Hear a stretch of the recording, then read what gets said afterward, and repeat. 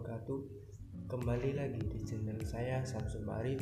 Pada kesempatan kali ini saya akan membahas mengenai pengertian negara, lalu pengertian konstitusi, dan juga tujuan negara dan konstitusi, lalu selanjutnya bentuk negara dan pemerintahan, lalu konstitusi di Indonesia.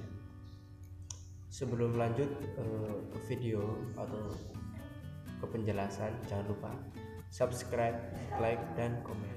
Pengertian negara. Negara berasal dari bahasa Sanskerta, yaitu nagara, artinya wilayah atau tempat tinggal. Selain itu, kata negara dalam bahasa Inggris state dan stat dari bahasa Belanda, dan status atau statum dari bahasa Latin. Lalu menurut para ahli, menurut George Jelinek, negara adalah organisasi kekuasaan dari sekelompok manusia yang telah berkediaman di wilayah tertentu. Lalu menurut Profesor Farid, negara adalah suatu wilayah merdeka yang mendapat pengakuan dari negara lain serta memiliki kedaulatan. Jadi negara adalah suatu wilayah, suatu organisasi kekuasaan dari sekelompok manusia yang mendiami suatu wilayah dan mendapatkan pengakuan dari negara lain. Selanjutnya, pengertian konstitusi. Konstitusi berasal dari kata constitution, itu dari bahasa Inggris, lalu constituer dari bahasa Perancis, dan constituti bahasa Belanda yang berarti membentuk, menyatakan, atau menyusun. Konstitusi menurut maknanya adalah dasar susunan suatu badan politik yang disebut negara. Konstitusi menggambarkan sejumlah sistem ketatanegaraan suatu negara yang berupa kumpulan peraturan yang membentuk pemerintah dan mengatur negara baik yang tertulis maupun yang tidak tertulis. Lalu selanjutnya, tujuan negara. Tujuan negara yaitu menciptakan agar rakyat dapat mencapai keinginannya secara maksimal. Lalu tujuan negara itu memajukan kesusilaan manusia sebagai individu dan sebagai makhluk sosial.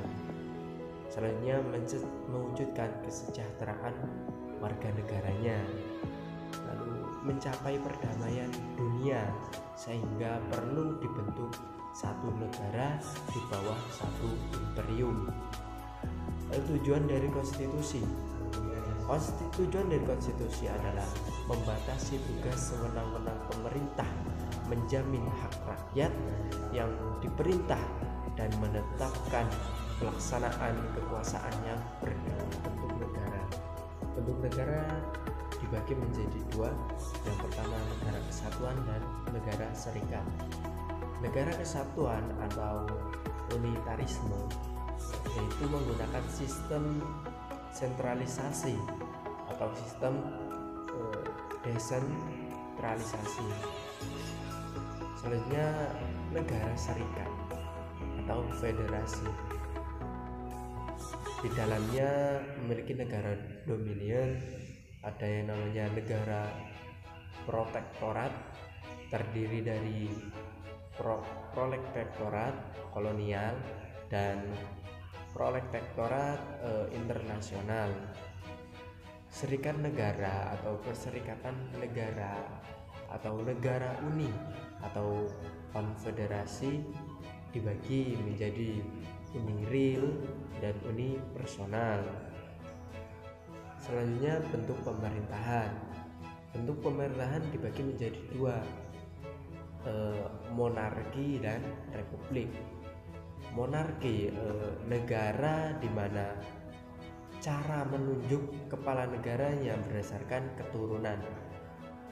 Di dalam monarki terdapat yang namanya monarki absolut.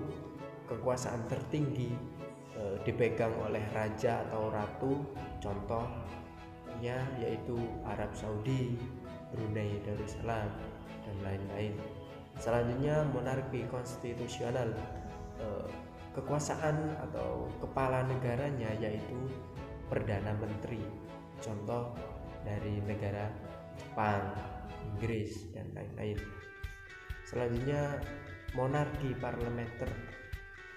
Pemerintah yang bertanggung jawab yaitu menteri, contoh dari monarki parlementer yaitu negara Belanda. Selanjutnya republik.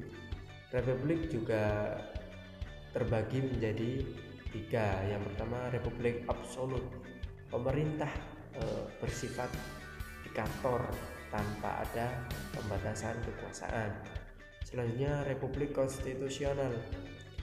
Presiden memegang kekuasaan kepala negara dan kepala pemerintahan.